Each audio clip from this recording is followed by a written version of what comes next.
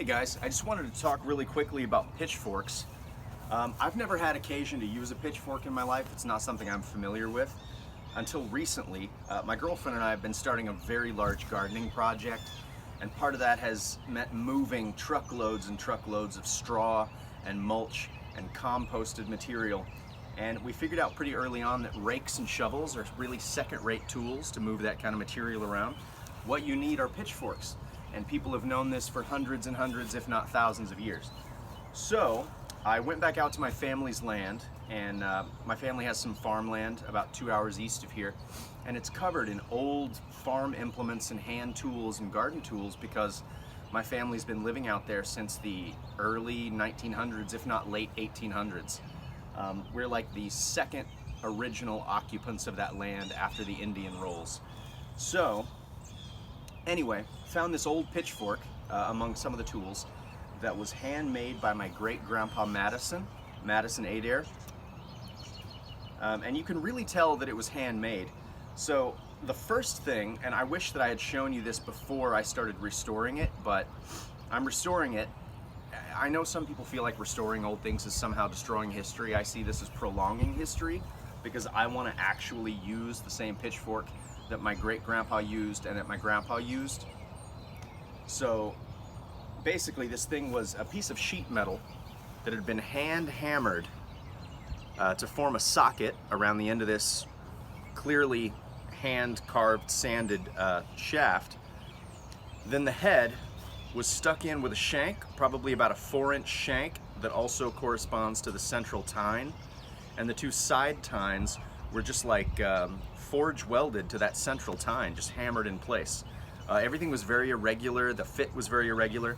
Now the socket had an open top on it where you could see the top surface of the wooden shaft inside. So the shank of the central tine goes down into that shaft a few inches, and then there were literally just two carpentry nails, old style carpentry nails, hammered into the end of the socket, into the shaft. And then one nail was bent over the fork from the back, one nail was bent over the fork from the front, and these nails were just hammered down so tight that they held the socket in place effectively for I don't know how long. I mean, this thing was used by 2 generations, and I think I'm the first one that's done any restorative work to it. So by restorative work, there were a lot of cracks and splits in this really thin socket, the sheet metal socket that had been, I mean, you can still see the hammer marks all over this socket. It was really beautiful. But again, I restored it because I want to use it, not because I want to hang it on a wall. So I filled in all the cracks with epoxy. I even put some epoxy up under the shaft because the shaft and the socket had kind of drawn away from each other over time and had a little bit of wobble to them. Then I reinforced the joint here where the fork fits into the socket with a big ball of steel stick epoxy putty. I use steel stick for everything. I put my utmost faith in it as a product. So a big ball of steel stick epoxy putty, covered the entire thing in Rust-Oleum farm implement paint, which is a really good durable enamel spray paint. And then I'm probably gonna finish and varnish this handle again as well. Anyway, so in handling this, and I moved probably a pickup truck load of mulch and compost yesterday with this thing. And it's a great tool. I love it. It's very well balanced. Even the curve of the handle, you'll notice there's a slight curve in the handle.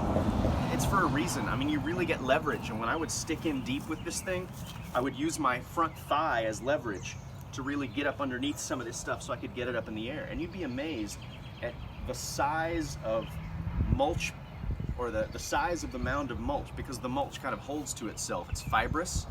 I was able to pick up massive amounts on the end of this pitchfork and then literally just like leverage it up on my thigh, get it up here, and then use the leverage of my shoulder to throw it where I wanted it. I mean, everything about this, from the curve of the tines to the curve of the handle, was well thought out. Now, another thing I do to a lot of my tools is I stick these rubber cane tips on the end, and there's a reason behind that, because if you look at a lot of old wooden handled tools, it doesn't even matter what kind of a tool it is, from a spear to a rake or a shovel, people stand with them like this, and they take that wooden tip and they just jam it into the ground.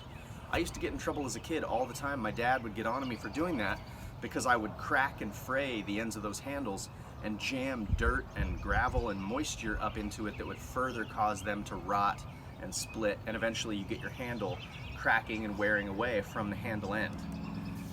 Stick a rubber cane tip on the end of it, and suddenly you can, you know, walk around with it as a cane all you want.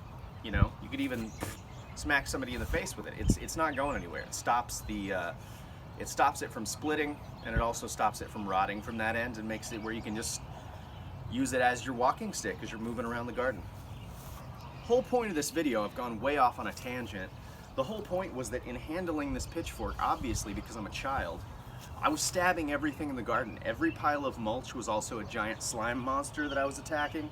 I was throwing this thing, sorry grandpa, sorry great grandpa, gently throwing it like a spear, just playing with it.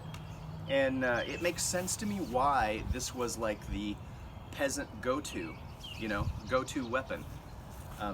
It might have also been, I know a lot of weapons evolved out of farm implements.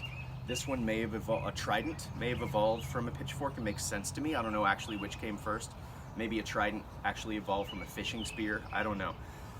But a pitchfork, if you were to heat the tines over a fire enough to soften them and then hammer them out flat again, you could make a really effective trident, aka peasant spear, pretty easily. Now, I don't know if you'd want to then allow them to remain flexible, or if you'd want to somehow quench them to give them some hardness. I don't know. But if I ever get another pitchfork, I won't do anything to damage this one. Like I said, I want to restore it because I want to use the same pitchfork for the entirety of my life. You know, maybe my kids and grandkids will continue using this. So I'm restoring it because I want to keep it in good shape and I want to continue using it. My intention is not to somehow destroy history. It's to prolong history. But if I get another pitchfork that is similar in design to this one and doesn't have the same historical significance and or sentimental significance, I'd be more than happy to do an experiment, heat it up over the campfire, see if I can hammer the tines out straight and see if it makes an effective trident. I think it would. And I could see how a really nice long-handled, if you got a long-handled rake or pitchfork, specifically pitchfork, a long-handled pitchfork, that could very easily become, perhaps even if you hammer the tines out to the sides, hammer two of them out to the sides and leave the central one straight like an Asian-style tiger spear, I think you could do some really good improvised weapons. Anyway, I'm not going to be doing that to this pitchfork. I just wanted to show you this pitchfork and talk a little bit about pitchforks. Again, this is the first time in my life I've had occasion to play with them, and if you've got access to one, go play with it. I can totally see how this thing would evolve into a pretty effective trident. I don't know, I'm just rambling now, but anyway, those are my thoughts on the pitchfork.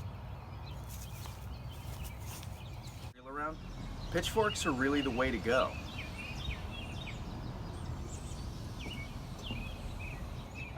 It's as hard as a rock, but the metal had seen better days and was rusting through pretty badly. So